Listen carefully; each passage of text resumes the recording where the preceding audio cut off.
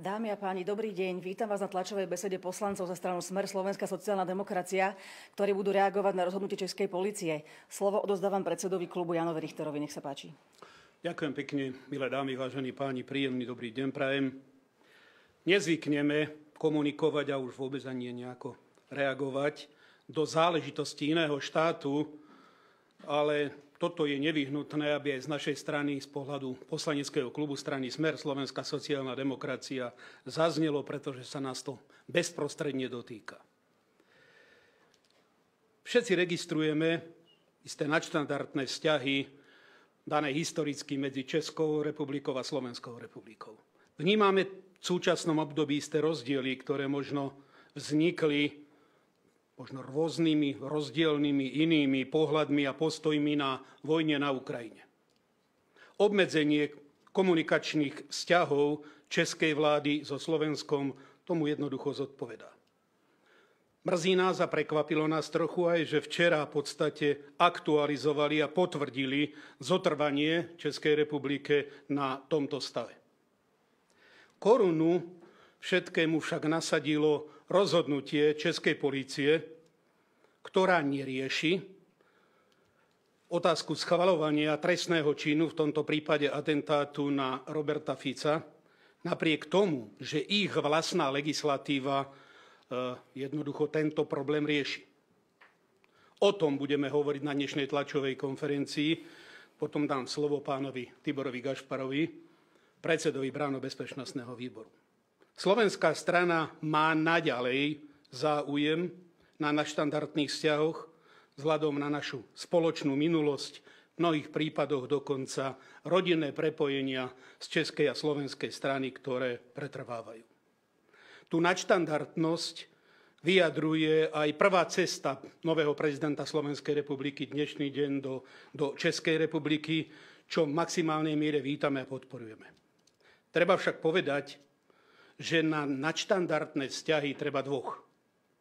To tu v súčasnosti úplne zabezpečené nie je. Preto citlivo vnímame aj reakcie, v tomto prípade najmä českej polície, po atentáte na Roberta Fica, ale aj následné reakcie v českej spoločnosti. O tom bude dnešná tlačovka a chcem poprosiť Tibora Gašpara, aby sa ujal slova. Dámy a páni, tak ako povedal predseda klubu pán Richter, my sme dospeli do štádia, že potrebujeme zareagovať na to, čo sa deje u susedov, ktorých považujeme za najbližších susedov. A ja možno z úvodu poviem, že som sám strávil rok v Česku, ešte vtedy v Československu, na základnej vojenskej službe. A mnoho mojich tzv. Spolubojovníkov z toho obdobia tam zostalo žiť, pretože si tam našli svoje manželky. Moja teta žije v Kladne, mám ešte rodinu v iných častiach Českej republiky a vždy som vnímal Českú republiku ako minimálne druhý domov, pretože tam rád chodím a myslím si, skôr než hodnotím v tej politickej rovine, čo tie vzťahy dnes na akej úrovni sú, že väčšina či Slovákov, či Čechov si naďalej myslí, že máme ozaj nadštandardné a blízke vzájomné vzťahy. To, že politické špičky momentálne v Českej republike majú záujem tieto vzťahy rozrušiť, je zjavné. Urobiť vyhlásenie, že konzultačné stretnutia so slovenskou vládou sa naďalej odkladajú deň pred návštevou nášho novozvoleného prezidenta, je ako keby zatváranie dverí. Takže to si myslím, že nie je celkom dobrý signál. No a česká polícia sa nám uberá pravdepodobne tým istým smerom, ako sa uberala slovenská polícia v rokoch 2020-2023. Na úvod niekoľko faktov. 15. mája sme mali na Slovensku bezprecedentný útok na predsedu vlády Slovenskej republiky Roberta Fica. Niečo, čo nepoznajú dejiny ani spoločného štátu s Čechmi a Slovákmi. 17.5. český portál Seznam publikoval stanovisko, podľa ktorého česká polícia sa zaoberá najmenej 2 príspevkami, ktoré schvaľujú v Českej republike na sociálnych sieťach útok na Roberta Fica. Konkrétne vyjadrenie bolo v tom zmysle, že z množstva podnetov, čiže nešlo len o tie 2 podnety, ktoré sme obdržali, sme zatiaľ dva podnety vyhodnotili ako trestnoprávne relevantné. Toto bolo 17. mája, 2 dní po atentáte. Ďalšie stanovisko prinieslo ČT24 20. mája. Českí policajti riešia 10 príspevkov, ktoré schvaľujú útok na Roberta Fica. Povedal to priamo hovorca policajného prezídia v Čechách do českých médií. Chcem pripomenúť, že schvaľovanie trestného činu podľa českého trestného zákona sa začína v prvom odseku následovnou vetou. Hovoríme o paragrafe 365. Kto verejne schvaľuje spáchaný zločin. A tak ďalej. Odňatím slobody sa potrestá až na 1 rok. To verejné schvaľovanie zločinu má na mysli v našom prípade to, že slovenská polícia kvalifikuje útok na Roberta Fica ako pokus úkladnej vraždy zatiaľ. Ja som už tu minule povedala, domnievam sa, že nás čaká prekvalifikovanie na trestný čin terorizmu. A teda, kto tento trestný čin schvaľuje, tak sa sám dopúšťa práve trestného činu schvaľovania. Spôsob, akým to môžete urobiť, na to sú rôzne, samozrejme, možnosti výrokové, ale v zásade aj český trestný zákon pozná to, že takéto konanie je trestné. Prečo to hovorím? Pretože napríklad na Slovensku, ktoré má podobnú skutkovú podstatu, sme 19. mája, 4 dní po atentáte, mali zverejnenú informáciu. Za schvaľovanie atentátu bol prvý nepodmienečný trest. Zdôrazňujem, nepodmienečný trest. Na nepodmienečný trest odňatia slobody v trvaní 3 mesiacov odsúdil v nedeľu okresný súd Banskej Bystrici v superrýchlom konaní Ivana Č. Bolo to za takéto výroky pred nemocnicou Rooseveltovou v Banskej Bystrici. Tu leží Fico, nech skape, nech zdochne, mali ho dokončiť, dobre mu tak, mali ho streliť do hlavy. Toto sú tzv. Zákonné obmedzenia, ktoré limitujú naše právo na vyjadrovanie nejakých názorov a v istých rámcoch to musí byť jasné, čo je právo na názor a čo už právo na názor nie je, pretože ak vám iná právna norma, v tomto prípade trestný zákon hovorí, že to už je za hranicou, tak podľa toho by sme sa mali všetci správať. A teraz čo sa stalo a čo rozhodla a o čom rozhodla česká polícia?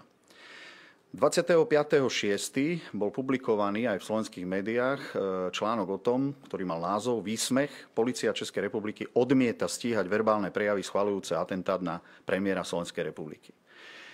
Vyšiel s tým do verejného priestoru ten, kto dal podnet na isté výroky proti Ficovi, ktoré sa objavili alebo voči trestnému činu, ktorý sa stal Robertovi Ficovi, na scéne internetovej v Českej republike a bol to český aktivista a politik Jindřich Reichl.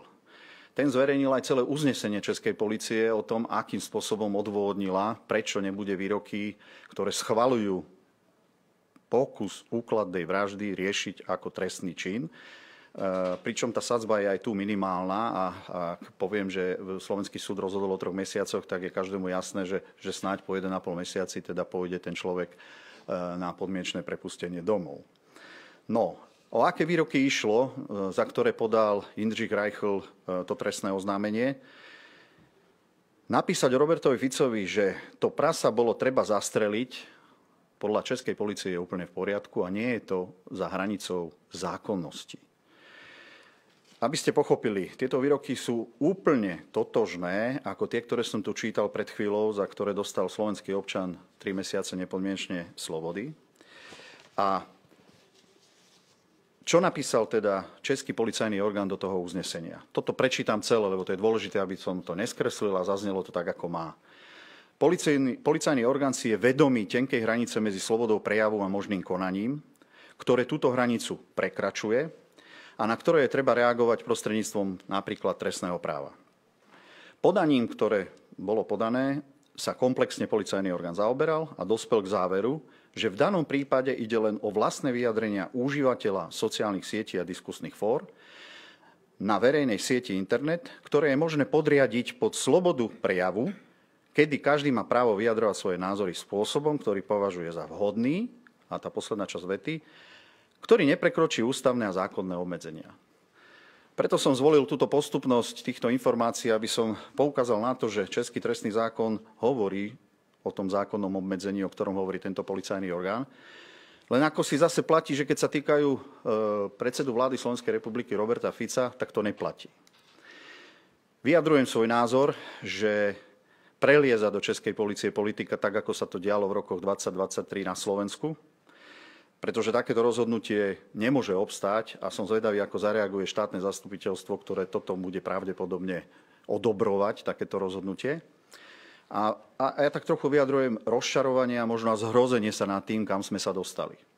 V Českej republike sa totižto bežne uverejňuje, že za mnohé ďaleko jemnejšie výroky, než zaznel na adresu Roberta Fica a na ten trestný čin, ktorý sa stal Robertovi Ficovi, sa polícia česká zaoberá týmito vecami spôsobom, že zaklopu na dvere, obmedzujú osobnú slobodu. Tu bolo na mieste samozrejme posúdiť a povedať, tak ako oni píšu ďalej v tom rozhodnutí, že všetky tieto výroky sa posudzujú v istom kontexte. Tak ja sa pýtam rečnícky, nechcem odpoveď od nikoho, aký iný kontext ešte tu kto chce vyšetrovať? Veď výrok o tom, že Robert Fico, to prasa bolo treba zastreliť, sa môže viazať len k 15.5. na trestný čin, ktorý sa stal v Handlovej. Vy si viete predstaviť, že ešte iný kontext by tu mohol byť? To je už úplne absurdné a poviem to zjednodušene, nerad používam vulgarizmy vo verejne a oni nás majú za blázno. Oni si myslia, že tu na čele ozaj máme napísané, že blázon. Jednoducho na to bolo treba reagovať, je to bezprecedentné. Ja si myslím, že sa voči tomu môžeme rázne ohradiť a žiadať, aby tá česká polícia zvážila, čím a akým spôsobom bude ďalej reagovať na tieto výroky. Dám test Robertom Ficom. Čo keby sa toto stalo českému premiérovi Petrovi Fialovi?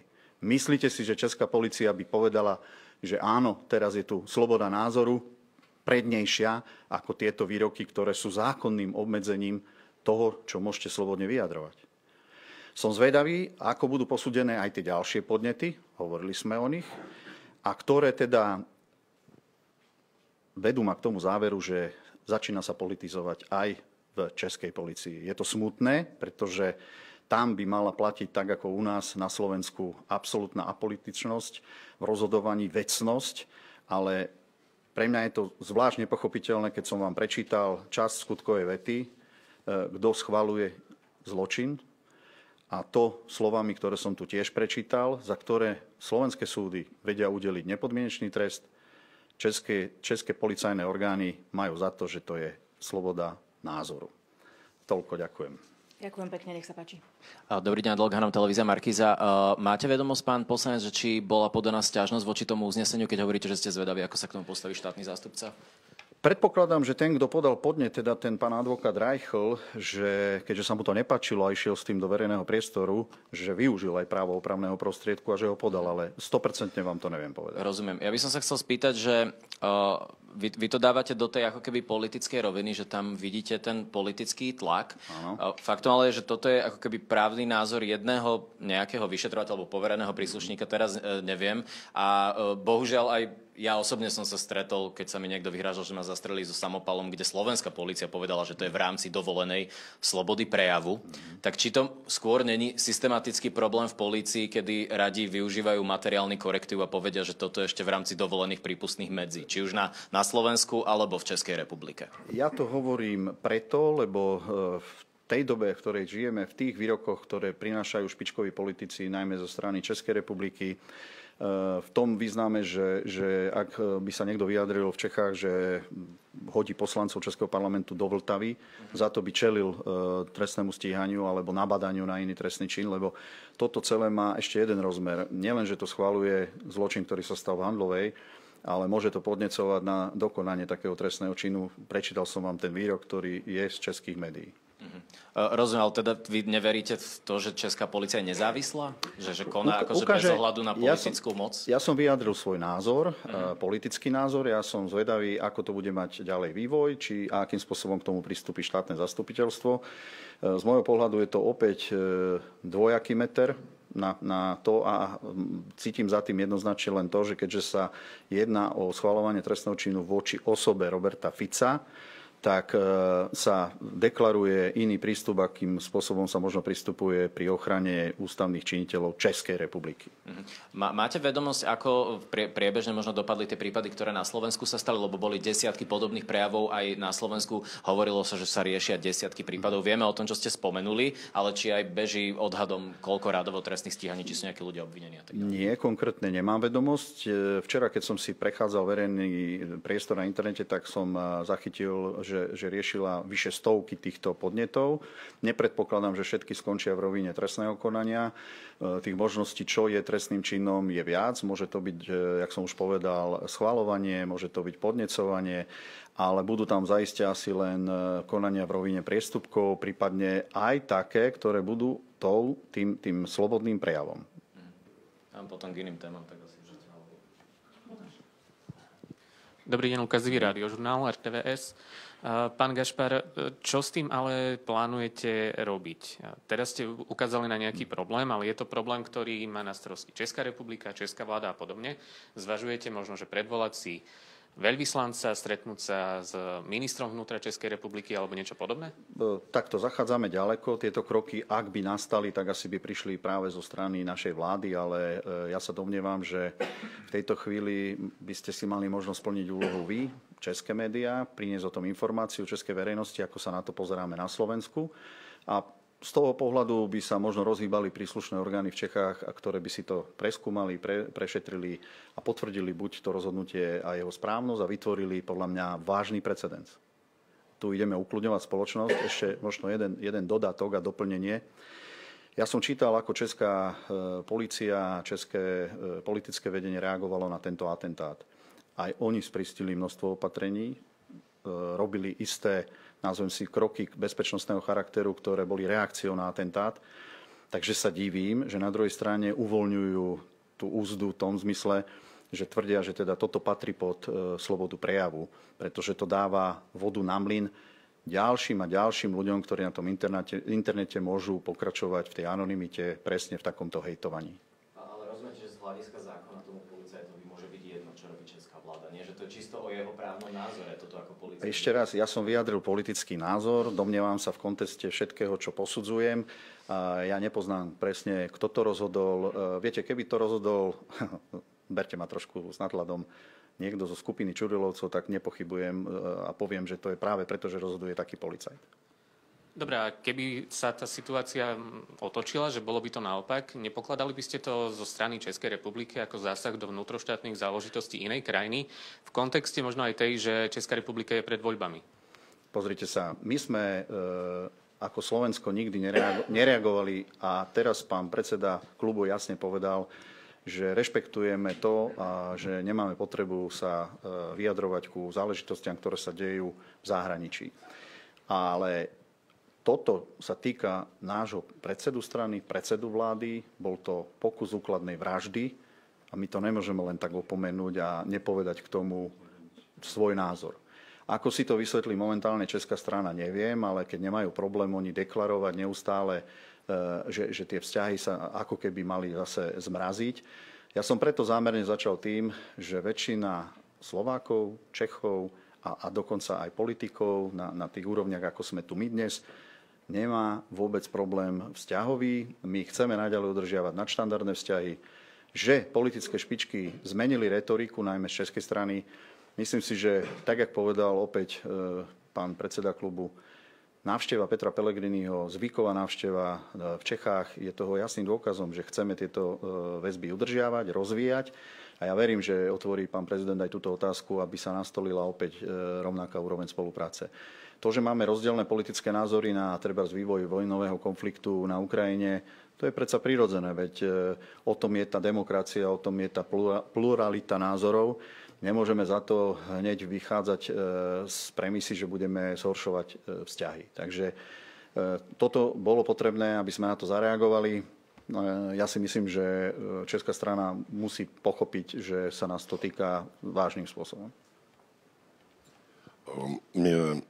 Sa toto zdáva ako nejaké politické ovplyvňovanie vyšetrovateľov. Síce v Čechách, tento raz poviem, lebo prekvapuje ma, že protest nejaký vyjadruje poslanecký klub. máme predsa vládu, máme ministerstvo vnútra, ktoré sa mohlo týmto zaoberať. Prečo poslanecký klub? Vy sami hovoríte, že to je politický názor. Nie je to pokus možno o... Niekto si to nemôže vysvetliť ako politické ovplyvňovanie českých vyšetrovateľov? Viete čo, vysvetliť si to môžu rôznym spôsobom. Zaiste asi, ak sa to dostane do českej verejnosti, budú k tomu rôzne komentáre, vrátane takého, ako ste povedali vy. Ja sa nedomnievam, že my tým zasahujeme. Keby sme boli my tí, ktorí ten podnet dávali, tak určite využijeme aj opravný prostriedok. Ale trošku k tomu, že my sme tu predstavitelia zákonodárneho zboru, ktorí sme dostali mandát od občanov. Ja som registroval od množstva našich sympatizantov a voličov, že toto je niečo cez čiaru a že na to treba reagovať. A vláda vzýšla tým, že sme tu na tejto pôde dali vláde dôveru. Tak znamená, nemyslím si, že prekračujeme nejak svoje možnosti, právomoci alebo to, čo sme tu urobili. Ja tu nechcem len ticho sedieť a tváriť sa, že som tu na poslanec, ktorý za 4 roky nepovie ani jedno slovo na tak vážne veci, ako je atentát na Roberta Fica.